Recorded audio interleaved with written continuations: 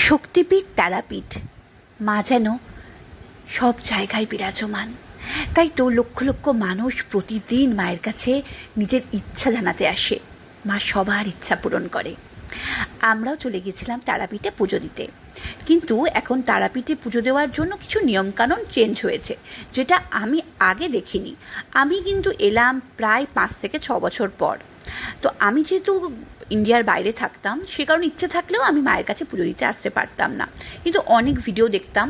তো সেখানে দেখতাম পুজো দেওয়ার নিয়ম প্রায় চেঞ্জ হয়।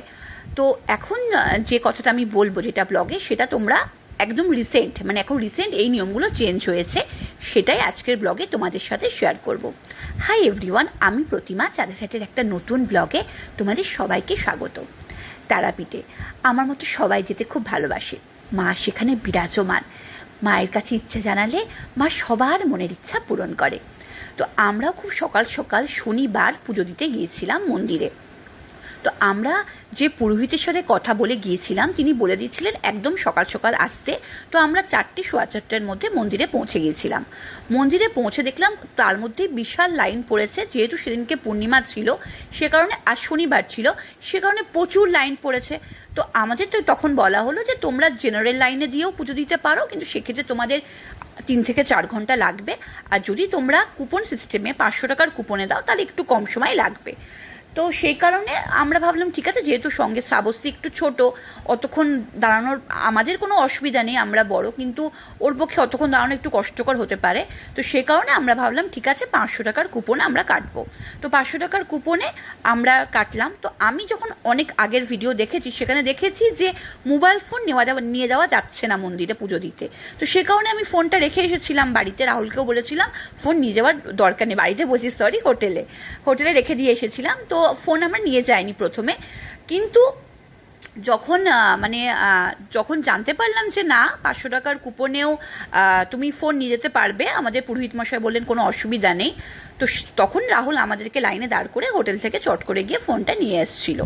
তো কিন্তু আমি সেটা তোমাদের পরে বলছি। কিন্তু কুপন দিয়ে যখন তুমি কুপনের জন্য তুমি যখন টিকিট কেটে যখন লাইনে দাঁড়াবে মাকে পুজো দেওয়ার জন্য, সেক্ষেত্রে কিন্তু ফোন তুমি ক্যারি করতে পারবে, ফোন জমা রাখতে হবে না। কিন্তু জেনারেল লাইনে আমি যেটা দেখেছি, সবাই কিন্তু ফোন জমা দিচ্ছে। অনেকে আবার কী করছে, বলছে হয়তো ফোন জমা দিয়েছে, কিন্তু ফোন নিয়ে যাচ্ছে, কিন্তু সেটা কিন্তু পরবর্তী ক্ষেত্রে চেক হয় না। কিন্তু তোমরা জেনারেল লাইনে কিন্তু তোমাদের ফোন জমা রেখে যেতে হবে। এবার কখনো চেক করছে না, সেটা পুরোপুরি ডিপেন্ড করছে যে চেক করছে তার উপর, মানে যিনি চেক করছে, যে সিকিউরিটি গার্ড চেক করছে তার উপর। কিন্তু অনেকেই দেখছি ফোন নিয়ে যাচ্ছে, আর আবার বেশিরভাগ লাইনই কিন্তু জেনারেল লাইনে মানে ফোনটা কিন্তু জমা রেখে যাচ্ছে। আর সেক্ষেত্রে আরেকটা কথা বলে রাখি, এখন পুজো দেওয়ার সময় কিন্তু ছেলেরা যদি হাফ প্যান্ট পরে যাও বা একটু 3/4 টাইপেরও প্যান্ট পরে যাও, তাহলে কিন্তু মন্দিরে প্রবেশ নিষেধ। তোমাদের কিন্তু ফুল প্যান্ট পরেই পুজো দিতে হবে। শ্রাবণ মাসে শুধুমাত্র হাফ প্যান্ট পরে অ্যালাউ আছে, কিন্তু অন্যান্য মাসে কিন্তু ফুল প্যান্ট পরে পুজো দিতে হবে। আর মেয়েদের পোশাকও রুচিশীল হতে হবে। কোনো অশ্লীল পোশাক যদি তুমি পরে মন্দিরে যাও, তাহলে কিন্তু তোমাকে মন্দিরে প্রবেশ করতে দেবে না। এই নিয়মগুলো কিন্তু তোমরা জেনে রেখো।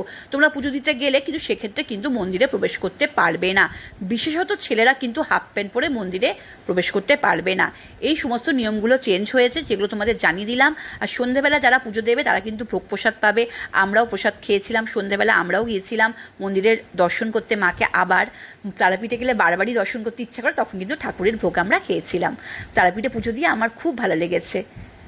জয় মা তারা।